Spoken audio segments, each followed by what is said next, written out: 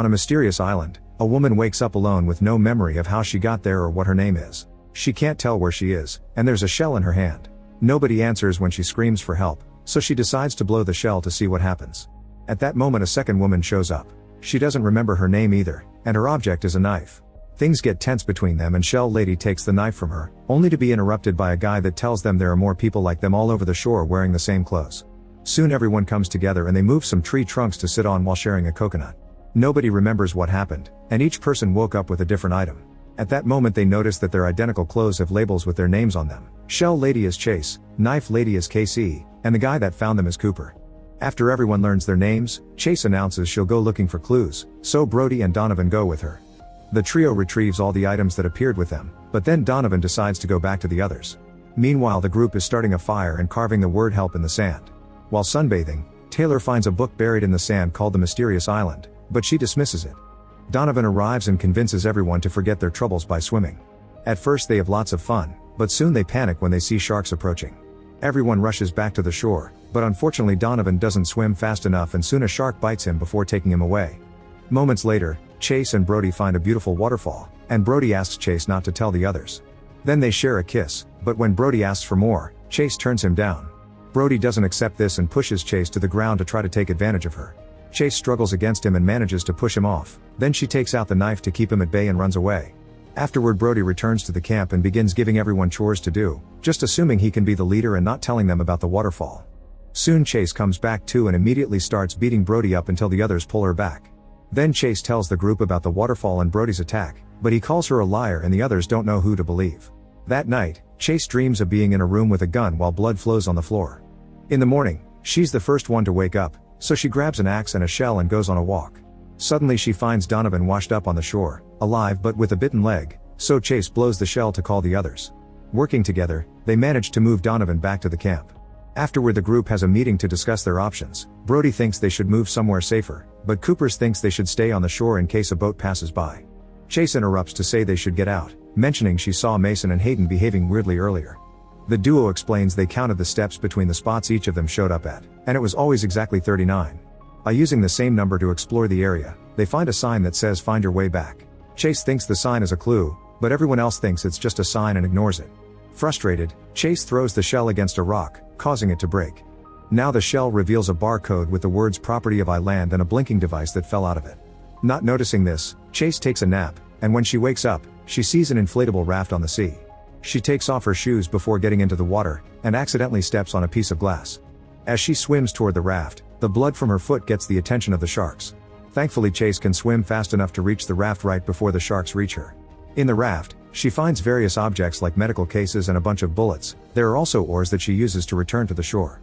She hides everything she's found but makes sure to check the cases first. One has medicine, but the other one has a locked box. Afterward Chase speaks to Cooper in private and after he swears to keep the secret, she shows him some of the things she's found, like stamps and a packet of gum that has 39 on it. Meanwhile Brody and Casey go looking for food and end up kissing in the woods. Later, the group sees the weather is getting worse and discusses again if they should move or not. Cooper ends up punching Brody and a fight ensues, so the others quickly jump in to separate them. A frustrated Copper leaves and Brody violently takes the knife from Chase to keep everyone at bay. Now the whole group can see he truly is crazy and turns against him, so Brody drops the knife and goes away. To everyone's surprise, Casey grabs the knife and gives it back to Chase. At that moment a storm reaches the island, so Chase takes the group to hide in the raft while Brody and Cooper put up with the rain. In the raft, the group falls asleep, and Chase has another dream. She's in a room with blood on the floor and she shoots a woman sitting on a chair. She's suddenly woken up by Cooper calling out her name, so she reveals the location and invites him inside. Once the storm passes, Chase heads back to the sign and finds the device that fell from the shell. Realizing what it is, she begins running back to the old camp, only to come across Brody, who has built a spear. After telling him to go wake up the others, Chase digs out the case from the raft and uses the device to open the box, guessing the password is some combination of 3 and 9. Inside she finds a gun, so she loads it up with the bullets before rejoining the group. Later, KC is privately checking her scar when she's approached by Hayden, asking what happened between her and Brody in the woods. KC confirms they did the dirty and blames herself for it, but Hayden can tell Brody attacked her. Meanwhile Chase and Copper go on a hike to look for more clues. After lots of walking and climbing a cliff, they come across a large abandoned building hotel. They see beds and a fountain with running water, so they rush back to tell the others. Brody doesn't like the idea of having to climb a cliff and an argument ensues, during which he threatens Chase with the spear. The others tell him to cut it, so an offended Brody goes away. The rest of the group asks Chase to leave too, accusing her of being the one triggering the arguments. As clouds cover the island again, Chase goes to sleep in the raft and has the same dream of the dying lady. In the morning, the group drags Chase out of the raft and takes her to the beach, where Brody is dead with a knife in his body. The others accuse Chase of killing him and don't believe her when she says she didn't, so she starts beating them up to escape. Casey hits her extra hard with a stick and Chase faints, only to suddenly wake up on a chair inside a strange room. She can't move any part of her body, and soon a nurse shows up to give her an injection without answering her questions. Chase falls asleep and has visions of the lady from the dream and the sea from the island. When she wakes up, a doctor is checking on her. He promises she'll get answers soon and uses a device to allow her body to move again. It's explained that a magnetic force field was keeping her in place, which is required to keep the prison population under wraps. Chase doesn't understand what he means by prison, but the doctor goes away and leaves her in the locked room. Soon a bunch of armed guards arrive and take her to see Warden Wells, who casually mentions Chase has military training. Wells confirms this is a prison, and the island is just a simulation they put the prisoners through as part of an experiment to see how criminals would act if they were given a second chance. Chase is the first one to have ever woken up on her own, but she'll be sent back soon. Later the nurse comes with 2 guards to connect Chase back to the simulation. Unwilling to return, Chase fights the guards off, knocking out one of them and connecting the other one to the chair using the force field. Then she takes the nurse hostage, only to throw her at the upcoming guards so she can run away. An alarm rings in the building as Chase beats down a few more guards, then climbs down a pillar to reach the outside. Unfortunately, she's soon surrounded by guards and they quickly knock her out. Afterward, Chase is taken to a cell where the door is a force field, and the magnetic force keeps her against the wall. Eventually Chase falls asleep and dreams of the lady in the chair again. When she wakes up, the wall finally releases her and the guards take her to see Wells, who has prepared a meeting with the scientists that created the simulation. They explain the point of the experiment is to test nature versus nurture. They delete everyone's memories to check if changing a person's circumstances would also change their morals. They have no idea how Chase managed to wake up, and they begin discussing whether they should send her back or not. Tired of this, Wells takes Chase outside for lunch. He greatly dislikes the scientists and the simulation, but he puts up with them so the government will send them money. He also confirms that if someone dies in the simulation, they die in the real world. When she asks about Brody, Wells tells her he was an awful person and his crimes were abuse and murder, so he's happy he's dead. Moments later, the scientists announce that they'll send Chase back to the island. She immediately protests and grabs her chair to fight, but the guards quickly capture her and take her away. Then Chase is tied up outside by the neck, so she slaps Wells and tries to move, but the noose keeps her in place and Wells announces a punishment. The guards come to attack her and at first Chase manages to defend herself, but there are too many of them and eventually she gets defeated. Afterward, Chase is secretly visited by Dr. Wyss, one of the simulation scientists. She tells her to stay on her path and not to be Wells' puppet because she suspects he's tampering with the results of the tests. When she's about to say more, she's interrupted by the nurse and the guards, who take Chase away in a truck. During the trip, the guard punches her, so she fights him off and jumps out of the truck to escape. Chase sneaks around in the tall grass while avoiding the searching lights and eventually finds a building with a guard outside. She waits for the guy to leave with a scientist and gets inside, where she finds an advanced control center and has to knock out another guard. Then she steals a white coat and moves around with her head down until she discovers the disturbing main room. All the other criminals from the island are floating in tanks while wearing strange suits. Suddenly she's surrounded by Wells and his men, who hold her down as the nurse gives her an injection. An unconscious Chase is put back in her tank and reconnected to the simulation. In seconds, Chase wakes up on the beach again with her hands tied up while the group discusses what to do with her regarding Brody's murder. She remembers everything about the prison and tells the others, but no one believes her and they refuse to untie her. However, Chase's words cause Hayden to have a vision of her in a car with a guy, who she kisses before stabbing him multiple times, then she crosses him off a kill list. Afterward, Chase tries running away so the group goes after her and tackles her to the ground. While they're struggling on the sand, they're suddenly interrupted by 2 new people called Bonnie and Clyde. The more Clyde speaks, the more he sounds like Wells, so Chase thinks the Warren sent them to manipulate them. When nobody listens to her warnings, she makes an observation. The duo doesn't seem bothered by the body on the beach. Now exposed, Bonnie and Clyde threaten everyone with their weapons and make them drop anything they can use to defend themselves. Then they ask about the boxes from the raft, revealing they know about the gun.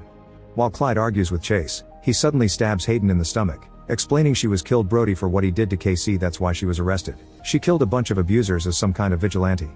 Clyde confirms the prison is real and they all signed waivers to agree to the rules, which include getting killed if they did any killing.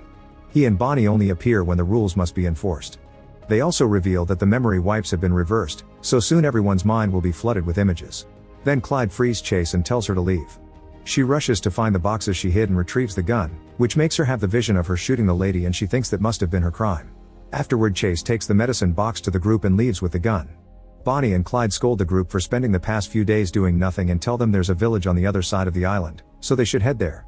After reminding them they'll always be watching them and that leaving the island is forbidden, Bonnie and Clyde go away. The group buries Hayden and Brody and discusses what to do. Casey, Cooper, and Moses decide to look for the village, but the others prefer to stay at their camp. A few hours later, the trio finds a bunch of huts while Bonnie and Clyde smile from afar as they say let the games begin. Soon the prisoners start receiving their memories back. Mason sees himself shooting people at a mall with blood on his face. Casey is in her car having a mental breakdown near the sea while a storm rages outside, and Blair sees herself as a nurse in a hospital telling the doctor that the patient filed a do not resuscitate. The doctor didn't have such a note on the patient's file, so he couldn't help the patients that were in pain because they weren't in an euthanasia state. Refusing to let her patients suffer, Blair tampered with the patient's IVs, killing lots of people before she was caught. At that moment, Blair sees Taylor dragging the raft into the water to try to escape, so she rushes to stop her as she reminds her of Bonnie and Clyde's warnings. Taylor just pushes her away and keeps going, so Blair runs to tell the others. Unfortunately, they arrive too late and Taylor escapes in the raft. At the same time, Moses is getting his memories back too. He used to be a rebel, and with the help of a friend, he put a bomb inside an empty building as an act of protest. However, they were wrong and the building did have people in it, which ended up dead. Moses and his friend were both arrested for murder. Casey also continues to see her memories. She was married to Rick and they had 2 kids together, but Rick was physically and verbally abusive towards her. Since Rick wouldn't get a job, Casey worked at a bar where she met Jordan, who she fell in love with. They started to see each other in secret very often, but one day Casey was disappointed to discover Jordan left town. Later she asked Rick for a divorce, mentioning the affair and letting him know that any man was better than him. Furious, Rick pushed her head into the sink, keeping her underwater for a few seconds before aggressively announcing she wouldn't see her sons again. This caused her to have a mental breakdown, during which she sedated her sons and put them in the back of the car before driving into the sea. The kids died, but she managed to get out, so she went home and self-deleted in front of Rick, who quickly saved her. On the beach, Casey has a breakdown as she remembers her dead sons and starts seeing hallucinations of her kids in the car, so Moses tries his best to comfort her and shares his own story. Then they agree that to survive, they'll have to find Chase. As they walk, Casey is too afraid of going near the water because of her traumatic memories, so Moses provides her comfort to help her enjoy swimming again. While Donovan chats with Blair and jokingly asks her to marry him, he also goes through his memories.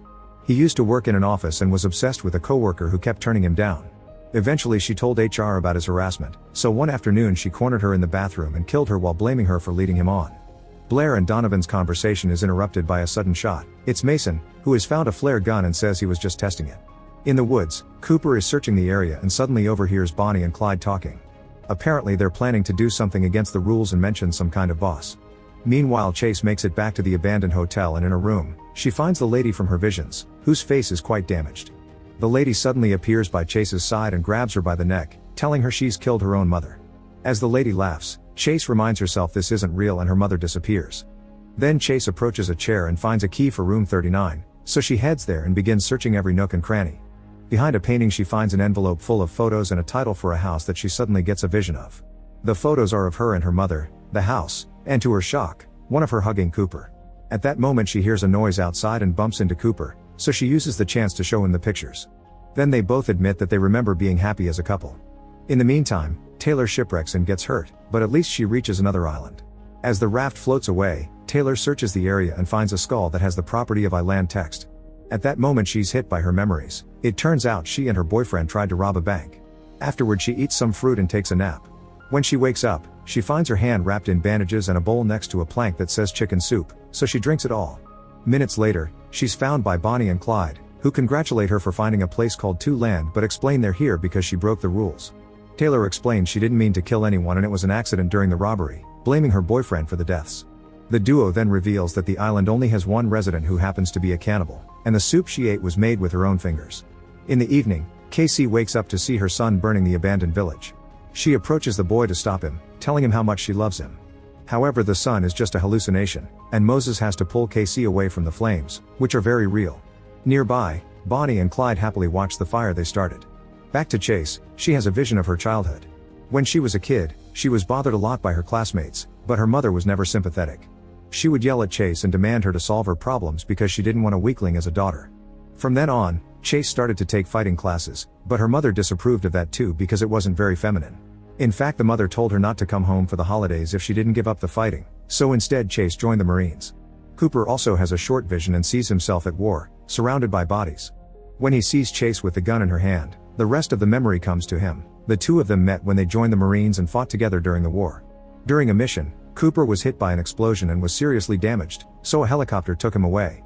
Chase also remembers this, and they realize the house from the pictures is the ranch they moved to after the war.